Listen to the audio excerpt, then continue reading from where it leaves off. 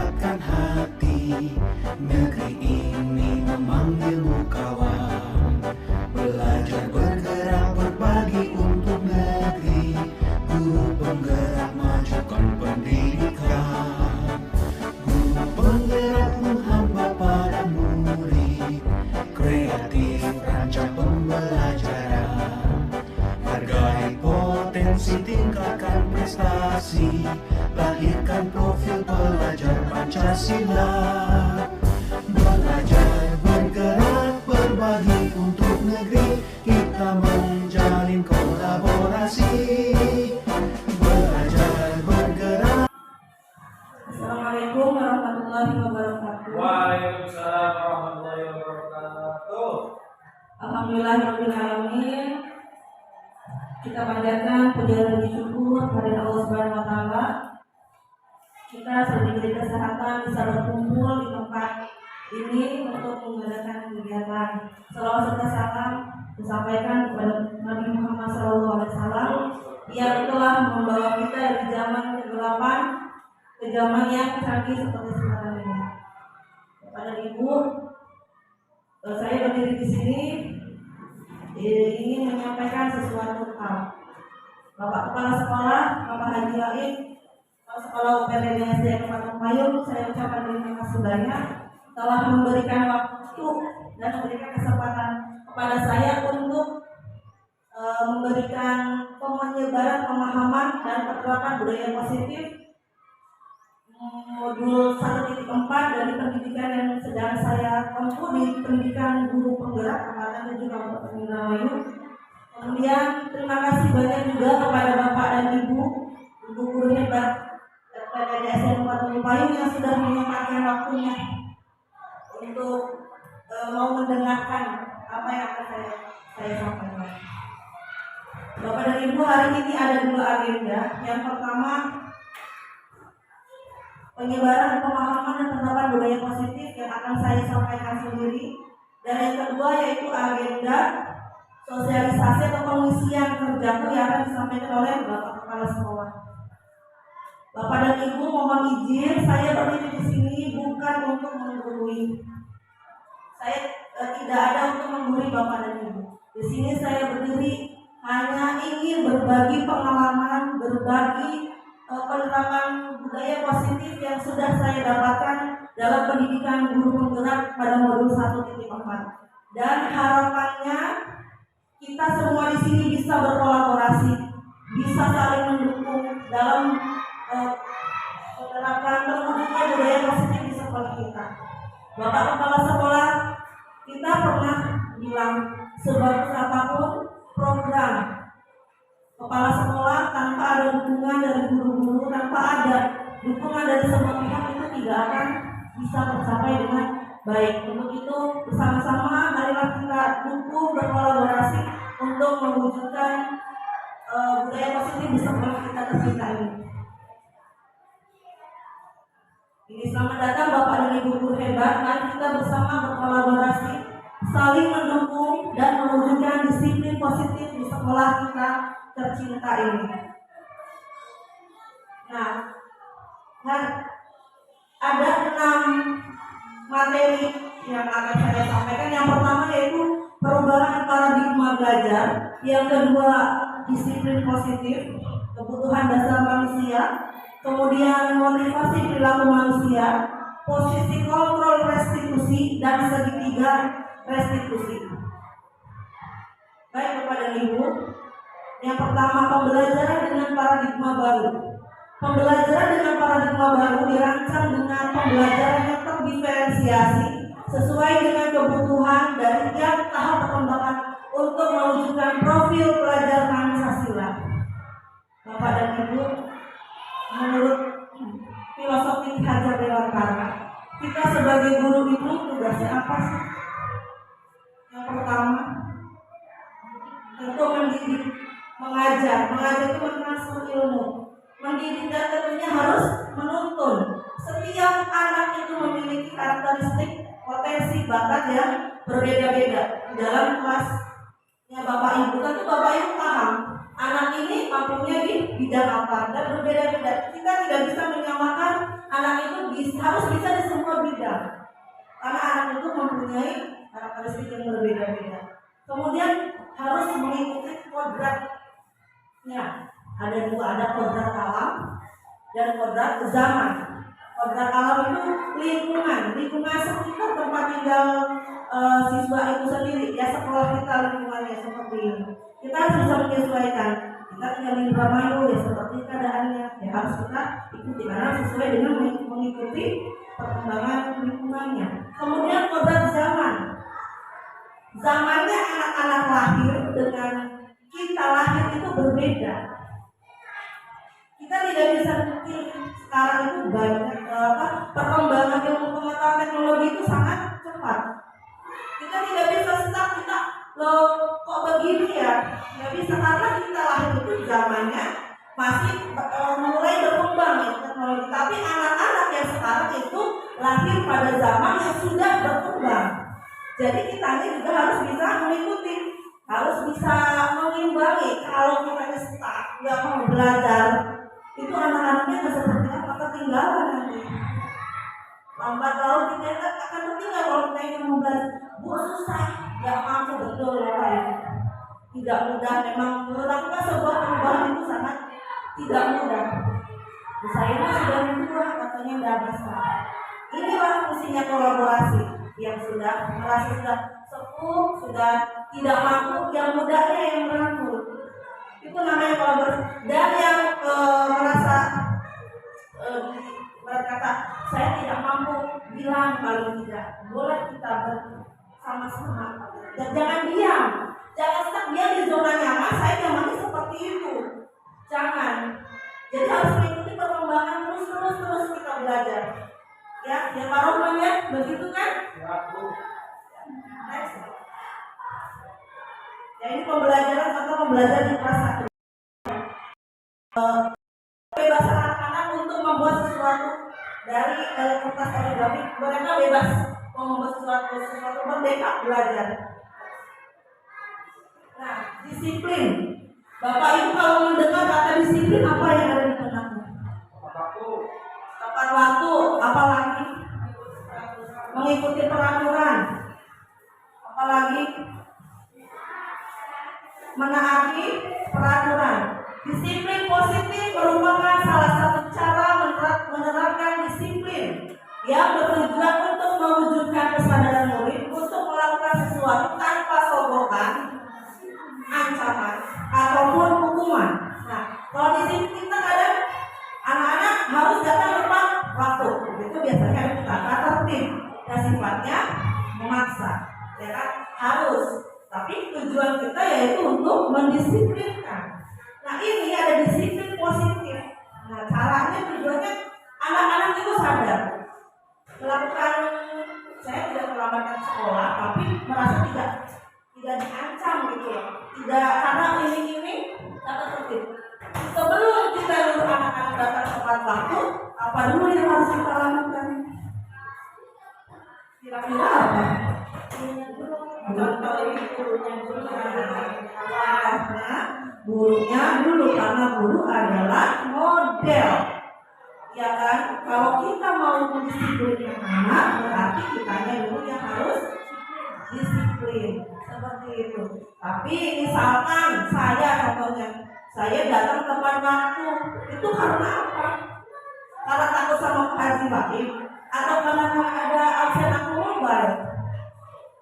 Kira-kira disiplin. Ya betul ya. Karena ada kelanjutan maka disiplin dari hati kita, tanggung jawab kita, bukan karena takut sama kepala sekolah, gak enak sama kepala sekolah. Berarti datang tepat waktunya karena gak enak sama bapak.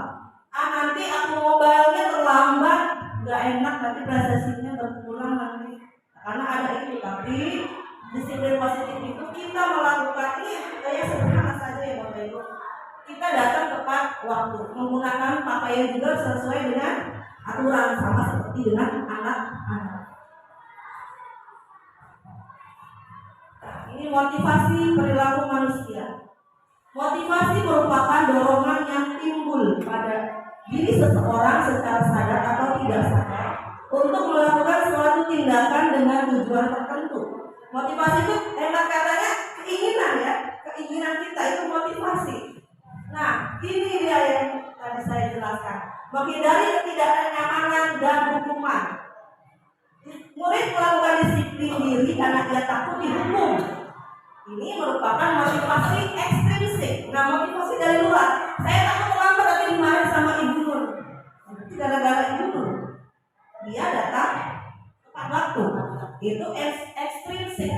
Saya takut sama ibu Ayu nanti disuruh berdiri di depan kelas kalau saya datang terlambat. Itu motivasi ekstrinsik. Kemudian mendapatkan imbalan atau penghargaan dari orang lain. Murid melakukan disiplin diri karena ia ingin mendapat imbalan. Ini merupakan juga motivasi ekstrinsik. Contohnya, ibu IE bawa kue bolu. Anak-anak yang datang tepat waktu pertama, yang anak pertama datang nanti dikasih bolu gratis. Nah, ada ini bolu. Nanti besok lagi yang datang tepat waktu dapat puding dari ibu ini. Nah, itu karena sesuatu. Kalau besok ibu ini tidak ingin makanan atau hadiah, mau nggak anak-anak datang tepat waktu kira-kira? Nah, itu. Jadi jangan sampai karena ada sesuatu hal. Menghargai nilai-nilai kebajikan dari diri sendiri. Murid melakukan disiplin diri karena sadar akan nilai kebajikan dirinya. Ini motivasi intrinsik. Jadi dia sadar dari dalam dirinya. Tanpa adanya hukuman, tanpa adanya ketakutan dengan guru, tanpa adanya imbalan atau iming-iming, anak-anak ini disiplin dengan sendirinya. Karena apa? Yaitu kita berusaha untuk mewujudkan profil pelajar Pancasila. Ada berapa Bapak Ibu? Profil pelajar Pancasila ada berapa? Ada 6. Yang pertama apa Bapak Ibu? Biasanya saya kalau di kelas itu nyanyi sama anak. Belajar Pancasila, beriman dan bertakwa pada Tuhan yang esa dan berakhlak mulia, berkebinekaan global, gotong royong mandiri, kreatif dan bernalar kritis. Nah, Bapak Ibu, jadi kita itu dengan mewujudkan budaya positif itu untuk mewujudkan profil pelajar Pancasila yang ada 6 itu. Ya, semuanya tercakup dalam profil pelajar Pancasila. Nah, konsep disiplin pendekatan restitusi. Bapak Ibu, sejujurnya saya mendekatkan restitusi itu baru pada saat saya mengikuti pendidikan untuk penggerak. Saya awalnya memang belum pernah mendengar. Mungkin Bapak Ibu di sini sudah pernah mendengar kata restitusi? Belum. Sama seperti saya Bapak Ibu. Saya tahu ini pada saat pendidikan. Jadi sebuah cara menanamkan disiplin positif pada murid.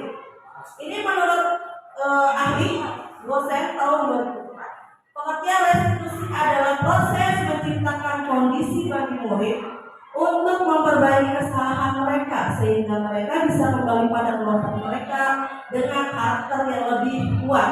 Nah, ini restitusi seperti ini ada ciri-cirinya. Nanti ada di slide berikutnya, nanti saya akan berikan contoh.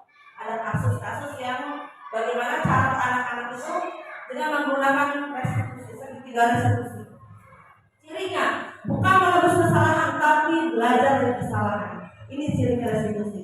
Kita tidak menyalahkan anak, tapi mencoba anak itu untuk belajar dari kesalahan apabila sudah merasa dia melakukan pelanggaran. Nah, kedua, memperbaiki kesalahan. Yang ketiga, tawaran bukan paksaan. Kita menawarkan, kamu sudah melakukan ini, apa yang akan kamu lakukan? Jadi kita menawarkan bukan kita, kamu harus begini begitu. Jadi mereka yang akan memikirkan sendiri apa yang. Terus kalau kamu sudah melakukan kesalahan ini, apa yang harus kamu lakukan? Mencari kebutuhan dasar yang mendasari tindakan. Kita tanya, anak itu melakukan kesalahan, pasti ada alasannya. Tanya, nak, mengapa datang terlambat? Nak, mengapa pada saat upacara atribut yang kamu pakai tidak lengkap? Nak, mengapa tidak mengerjakannya? Pasti dia punya alasan-alasan. Setiap anak itu berbeda alasan. alasannya. Apabila banyak yang melakukan kesalahan. Fokus karakter bukan tindakan. Nah, lihat bukan tindakan, karakter yang dibentuknya itu apa? Menguatkan dan fokus pada solusi. Nah, setelah kita menanyakan alasannya, tanya solusinya apa nak kalau seperti ini. Jadi kita berkolaborasi sama anak, bukan kita yang menentukannya. Jadi meneruskan dengan pertanyaan-pertanyaan yang sekiranya anak-anak bisa mengerti. Perbedaan. Nah, ada hukuman, konsekuensi, dan restitusi. Kalau hukuman, guru melakukan, nah ini kasusnya siswa sering tidak membuat PR. Hukuman, guru menghukum murid dengan berdiri di depan kelas selama 10 menit. Guru marah dan murid menjadi takut. Dihukum, bapak dan ibu kalau ada anaknya tidak mengerjakan PR yang rasanya seperti apa? Rasanya seperti apa? Kalau kita memberikan PR, anaknya lupa tidak mengerjakan PR yang ibu rasakan apa? Bapak rasakan kesal, kecewa, merasa tidak dihargai karena sudah memberikan PR tapi tidak dikerjakan. Ini dengan hukuman. Kamu tidak mengerjakan PR, berdiri 10 menit dengan marah. Itu hukuman sering terjadi, masih terjadi ya, masih terjadi. Ini berarti kita masih melakukan hukuman pada anak-anak. Dengan marah dan anak itu merasa takut. Yang kedua, konsekuensi. Guru memberikan konsekuensi mengerjakan PR 3 kali lipat. Nah, guru tegas dan murid menghormati peraturan. Konsekuensi. Kalau hukuman itu sifatnya spontan. Misalnya bapak ibu marah sama murid karena tidak mengerjakan PR. Kamu maju ke depan 10 menit berdiri. Tanpa rencana awal. Konsekuensi itu ada sebuah perjanjian awal. Kamu kalau tidak mengerjakan PR, di kelas ini tidak mengerjakan PR, berarti konsekuensinya mengerjakan PR sebanyak 3 kali lipat. Nah, tegas guru, itu konsekuensi. Tapi nggak beda jauh sama hukuman yang kalian lihat. Tapi ini bedanya satu spontan, satunya terencana. Ini restitusi. Guru menanyakan keyakinan kelas atau dirinya dan membantu murid menyelesaikan masalahnya. Guru terbuka dan menghormati dirinya dan orang lain. Kita tanya dulu bapak ibu, anak-anak itu tidak mengerjakan PR itu kenapa? Apa alasannya? Jangan sampai anak-anak itu kita langsung menghukum, menjustifikasi dia. Ini tanyakan dulu, kenapa tidak mengerjakan PR? Seperti itu. Nanti mereka akan menjawab. Kita berikan pertanyaan lagi. Jadi anak-anak itu tidak takut. Kita tidak jangan marahin gitu. Ada step-stepnya supaya anak-anak itu merasa nyaman dengan kita di kelas. Konsep disiplin dengan identitas gagal. Nah, kita mendisiplinkan tapi ternyata itu gagal, menyakitkan, tidak nyaman, murid takut, memaksa, kemudian murid menyembunyikan kesalahan dan murid menjadi rendah diri. Nah, hukuman ini menyakitkan baik verbal maupun secara fisik. Fisik dengan mukul, jubir itu menyakitkan. Verbal itu ucapan, tapi membekas di hatinya anak-anak. Membekas di hatinya anak-anak. Jangan sampai kita, kamu ini dengan bahasa yang kasar. Kita mengucapkannya kayak ringan saja. Tapi itu kan belum tentu ke anak-anak seperti apa rasanya. Kita juga kalau dikata-katain tidak enak, juga sakit hati kan. Sama, jadi harus jangan menggunakan hukuman baik verbal maupun fisik. Penghargaan. Nah, kita sering memberikan penghargaan kepada murid, tapi ternyata itu penghargaan yang salah ternyata. Maksud kita mah benar supaya termotivasi, tapi ternyata itu kurang efektif. Nah, tidak efektif. Kemudian merusak hubungan iri. Saya gak dapat hadiah, padahal saya kan sudah bisa. Karena kalah kalah cepat menjawab misalkan. Saya tuh bisa bu, tapi kalah cepat itu lagi yang dapat hadiah. Itu lagi yang dapat reward. Kapan saya dapat reward bu? Saya juga bisa. Iri jadinya. Ternyata kurang efektif, apapun itu bentuknya. Mematikan kreativitas. Malas. Itu lagi kok yang dapat. Saya udah malas. Atau juga saya nggak akan dapat. Jadi anak-anak kreativitas tidak berkembang. Menghukum dengan sistem ranking. Nah, karena di sekolah kita di hampir semua sekolah ya Bapak Ibu kayaknya masih menggunakan sistem ranking. Pada hakikatnya sistem ranking itu tidak efektif karena semua murid, semua siswa itu juara. Tidak ada juara 1, 2, dan 3. Tapi kadang-kadang wali murid dan saya ada yang berapa ya? Jadi ada yang bingung. Wah, saya lagi berapa ya? Padahal itu tidak efektif karena setiap anak itu punya kemampuan yang berbeda, pasti itu. Tapi kira-kira bisa tidak Bapak kepala sekolah? Bisa. Bapak kepala sudah mengatakan bisa. Berarti bisa kita berkolaborasi bagaimana sih sistem ranking itu bisa sedikit demi sedikit memberikan pemahaman kepada wali murid bahwa ranking itu tidak efektif gitu. Tidak menunjukkan bahwa anak itu paling pintar. Tidak karena semua anak itu pintar. Merampas hak menghargai dirinya. Nah, anak-anak itu kan menurut hak itu apa sih Bapak Ibu? Hak itu apa? Segala sesuatu yang kita terima. Yang kita terima, yang anak-anak terima. Karena dengan adanya penghargaan itu harus dia mendapatkan hak. Haknya jadi terampas, tidak merasa tidak mendapatkan haknya.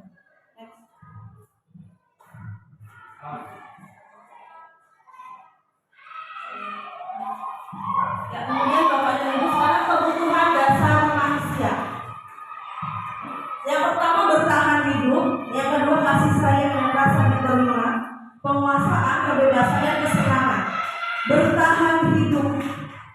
Bertahan hidup itu contohnya apa? Manusia kebutuhan dasarnya bertahan hidup. Kita butuh apa Bapak Ibu? Makan, minum.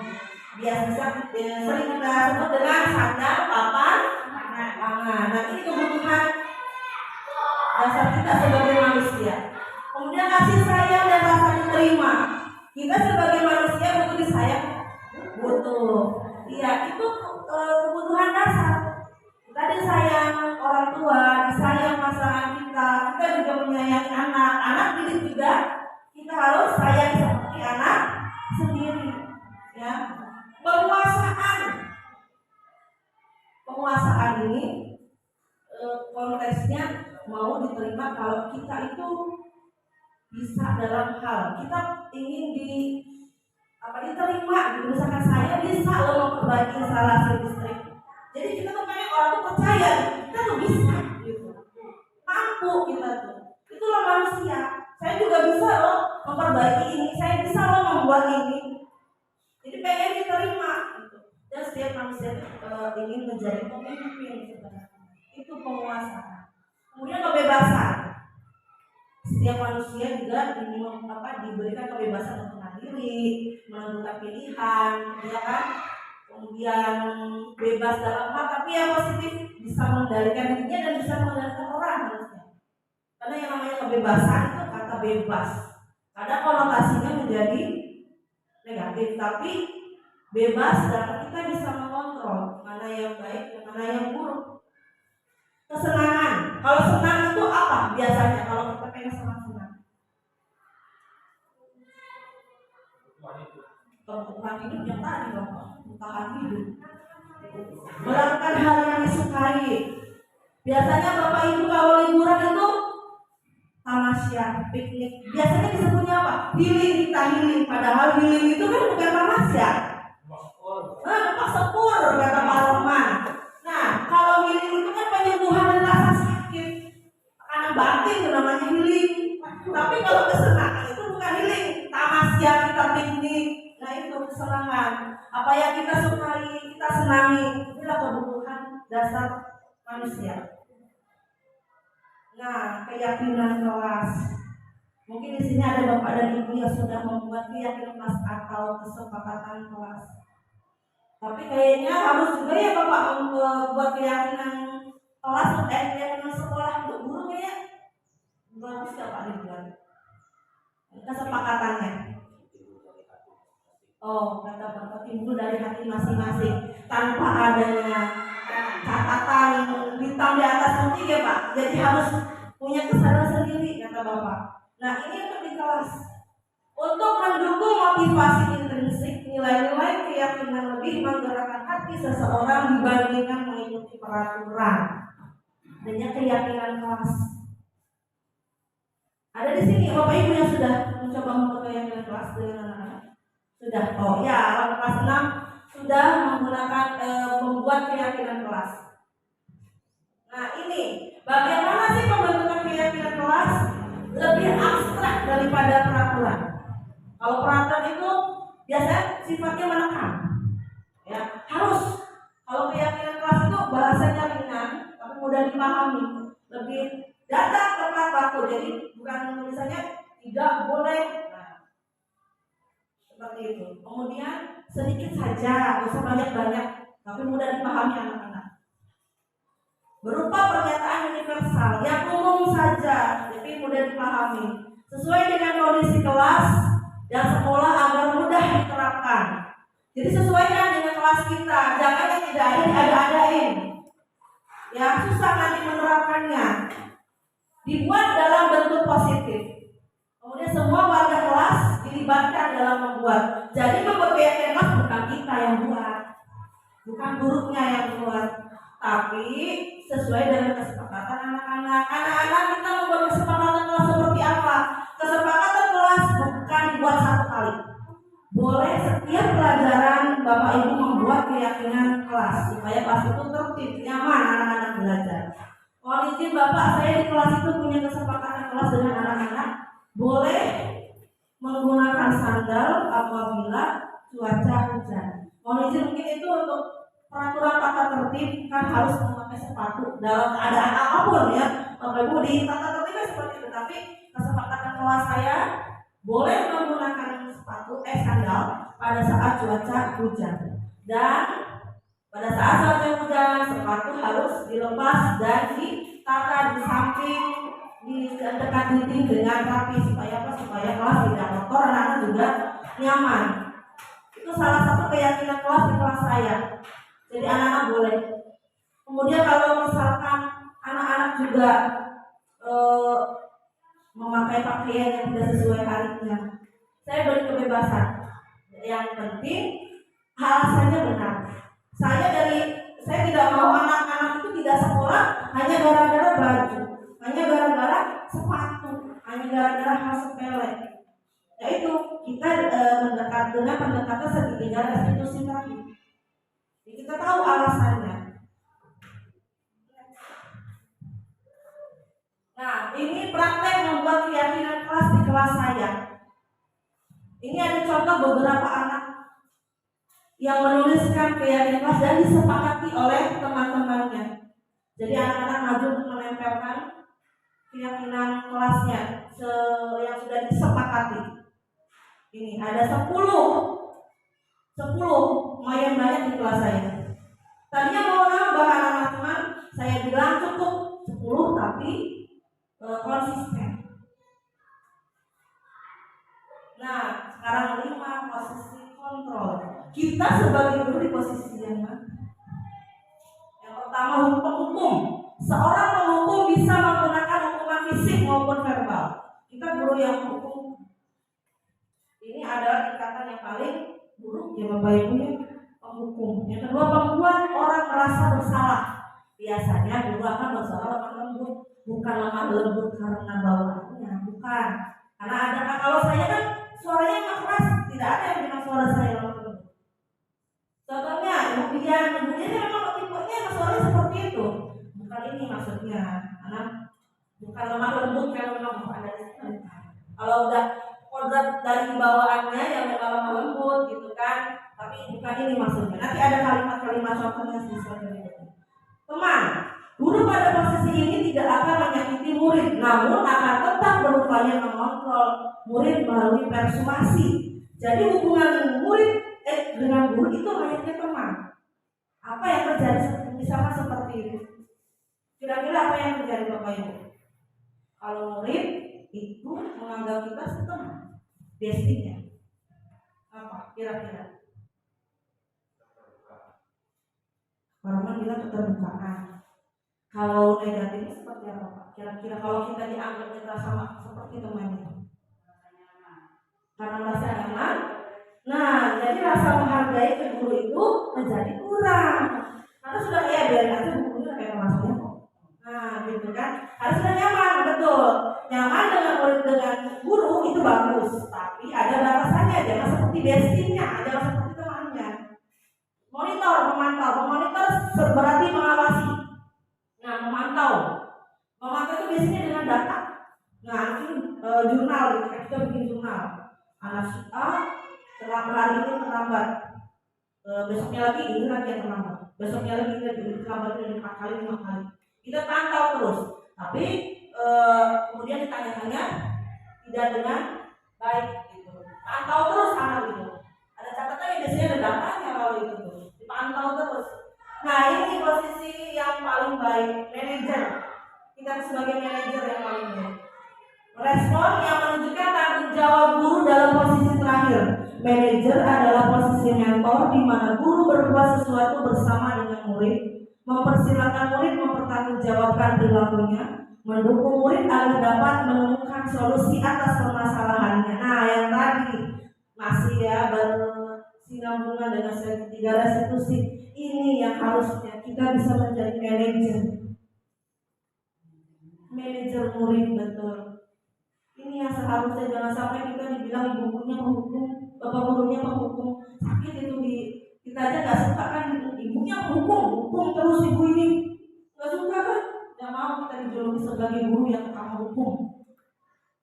Mau ini yang 5 manajer yang harus kita lambat diterapkan. Nah, ini kasusnya siswa tidak memakai atribut lengkap saat upacara. Ini contohnya. Kalau guru tipe pemukul, marah dia. Patuhi aturan sekolah. Nah, sini kamu, panggil anaknya. Berdiri kamu di depan barisan sampai upacara selesai. Anak kamu tidak lengkap atributnya. Kita hukum anak itu. Yang kedua, membuat rasa bersalah, memelas tadi bahasanya. Berapa kali sih nak guru bilang guru kecewa sama kamu dalam bahasa kelas. Jadi anak-anak itu ketika yang memelas itu kan jadi dia saya itu bersalah sama guru. Saya itu bersalah sama guru itu memang sudah berapa kali mengingatkan saya, tapi sayanya aja ibadet nggak nurut sama guru. Jadi gurunya memelas. Itu jadi tadi dengan suara yang lemah. Saya juga bisa sebenarnya walaupun suara saya kayak gitu. Pada saat saya begini bisa. Kan jadi memelas gitu kan kalau posisinya sebagai pembuat rasa bersalah. Apalagi Budian yang suaranya lembut. Saya lebih lembut lagi. Kalau di posisi ini. Iya, juga. Kalau saya kan bisa dikontrol dari mulai karena suara saya memang mantang gitu kan. Jadi kalau ini berapa kali sih guru bilang kan gitu. Terus di sini suaranya lembut semua. Ini cuma saya menerima sama guru yang suaranya. Tapi alhamdulillah anak-anak nggak takut ya. Kita kelas suaranya supaya banget benar gitu kan. Kalau kita sering pelan-pelan mulai kelas 1, 2, dan 3 gitu kan. Kalau nyari yang benar, publik umum. Jadi anaknya jadi suaranya enak lantang bukan marahin gitu kan. Kemudian teman tadi menganggapnya basicnya, ayolah tertib, buat guru bangga dong. Nah gitu kan kayak sama teman. Kali ini tidak apa-apa sih kamu sekolah gitu contoh lain lagi. Ayo dong kerjain tugasnya. Kalau nggak kerjain nanti ibu guru malah kepala sekolah loh. Ayo dong kerjain. Nah gitu jadi kayak teman. ini dong dikerjain. Nah, jadi kita ke murid itu, ini ibu dimarahin, nanti bapak kelas baru marah ibu. Kan gitu. Jadi anak sebaliknya itu manggil ke murid, pemantau. Kamu sudah melanggar apa peraturan dan konsekuensinya. Nah ini pemantau yang tadi ada datanya dan sudah ada seperti ada aturan yang disepakati direncanakan. Nah manajer ini kembali lagi ke posisi manajer. Apakah kamu tahu kesalahannya? Kita panggil anaknya. Kamu tahu tidak? Dipanggil. Pasti akan jawab tahu bu apa. Akan jawab mengalir. Tapi jauh dengan tidak marah-marah. Hanya dengan baik saja. Bagaimana kamu memperbaiki kesalahanmu? Kita tanya ke anaknya, bukan kita yang memberikan arahannya, anak sendiri yang mengalir saja. Bagaimana saya tidak akan mengulanginya bu. Nah itu kan jadi anak sendiri yang mencari solusinya. Nah yang terakhir ini segitiga restitusi menurut dosen. Yang tadi restitusi membentuk kemerdekaan untuk murid dalam menyelesaikan masalahnya, bukan guru yang memutuskan. Ketika ini berhasil akan memberikan penghargaan terhadap dirinya dan orang lain.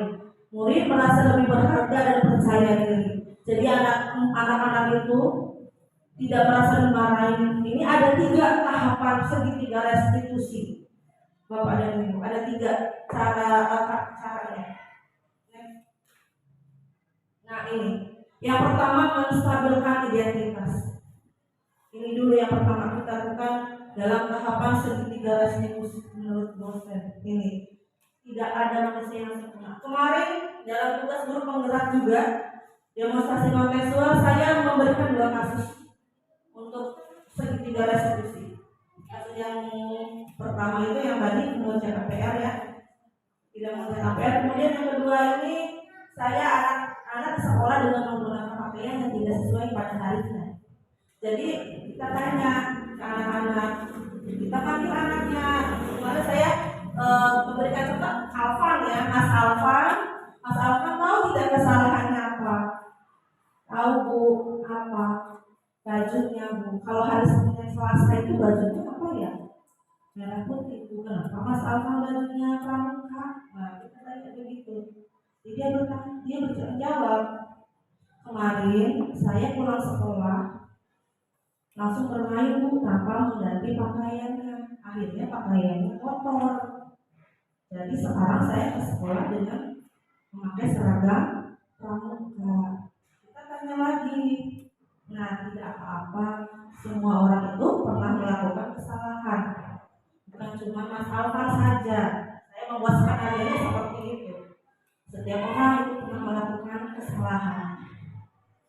Kemudian memvalidasi kebutuhan. Seseorang tidak pernah mengambil pilihan terburuk dan seseorang bisa melakukan hal yang lebih buruk. Kita tanya lagi, terus kalau misalkan seperti ini, Mas Alvan itu mengalami keyakinan kelasnya. Nanti dia akan menjawab iya, karena dia tahu keyakinan kelasnya apa. Iya, jadi bagaimana tindakan Mas Alvan? Sudah melanggar keyakinan kelas. Saya berjanji tidak akan mengulanginya lagi. Berjanji, iya. Bukan ibu loh ya yang mengatakan, tapi Mas Alvan sendiri yang berjanji sama ibu. Ya, dan anak itu berjanji tidak akan mengulanginya lagi. Kalau mengulanginya lagi seperti apa? Ya kan? Tapi anak-anak sudah berjanji. Ya, saya berjanji pokoknya. Kalau saya ini tidak salah saya. Melanggar keyakinan kelas. Menanyakan nilai-nilai kebajikan individu, berbicara dengan tenang dan tidak menyalahkan. Tidak nyalahin kita. Kan tadi sudah dari awal setiap manusia itu pernah melakukan kesalahan. Tidak menyalahkan. Keyakinan ini. Nah terakhir kita tanya ke anak-anak. Nah kalau sudah kamu berjanji, kira-kira kamu mau jadi orang seperti apa? Jadi murid itu akan menjawab. Biasanya Pak, saya mau jadi orang yang sukses bu. Sukses berawal dari disiplin. Nah nanti akan kadang-kadang kita tanya gitu, mau jadi apa sih kalian nantinya dengan seperti ini? Saya mau jadi anak yang disiplin bu. Nah seperti itu. Jadi kita tidak menyalahkan, tapi step-stepnya seperti ini Bapak dan Ibu. Yang ini harus perlahan-lahan kita terapkan. Terima kasih Bapak Ibu sudah datang.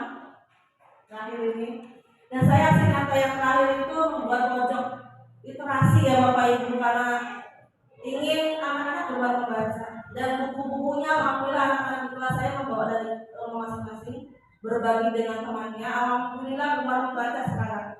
Saya ada 15 menit sesudah ada kegiatan 15 menit membaca.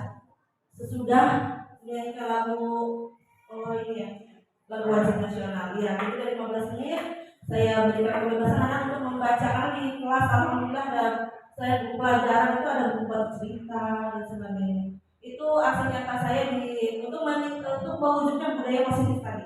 Ya, untuk apa ya? Supaya anak-anak itu lebih senang membaca. Saya berharap di setiap kelas juga ada pojok bacanya. Tidak usah yang mewah ya Bapak ya. Betul Pak? Betul Bapak.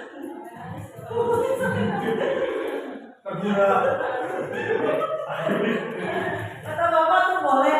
Tidak usah yang mewah Bapak Ibu TK yang menggunakan meja saja dengan hiasan-hiasan itu anak-anak sendiri yang buat gitu. Jadi supaya anak-anak itu gemar membaca. Saya dengan itu saya berharap anak-anak bisa senang dengan membaca. Itu aja Bapak dan Ibu. Sekali lagi mohon maaf, saya di sini bukan menggurui, yang hanya berbagi pemahaman saya terhadap modul 1.4 dan ingin mewujudkan budaya positif di sekolah kita, berkolaborasi. Jangan sampai Bapak Kepala Sekolah punya program tapi kita tidak mendukung. Ya Bapak Kepala Sekolah tidak akan jalan programnya kalau kitanya tidak mendukung. Itulah berkolaborasi. Seperti itu Bapak dan Ibu. Nanti kita akan diskusikan kembali Bapak Ibu karena waktunya memang sudah mepet sekali karena ada 2 agenda hari ini. Nanti kita diskusikan lagi untuk apa kedepannya menanamkan budaya positif di sekolah sambil ngopi-ngopi sambil santai-santai di kantor. Ya Bapak dan Ibu.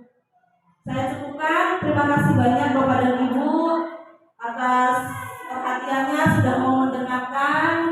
Semoga kita sebagai pendidik bisa mewujudkan profil pelajar Pancasila dan dapat mewujudkan juga apa itu pendidikan menurut filosofi Ki Hajar Dewantara. Terima kasih. Assalamualaikum warahmatullahi wabarakatuh. Waalaikumsalam. Baik Bapak dan Ibu, saya lanjutkan untuk agenda yang kedua, yaitu mensosialisasikan pemahaman mengisi kerjaku ya untuk pegawai di lingkungan pemerintah Kabupaten Indramayu yang akan disampaikan oleh Bapak Kepala Sekolah. Pada Bapak Kepala Sekolah Bapak Haji Wahid, mangga dipersilakan.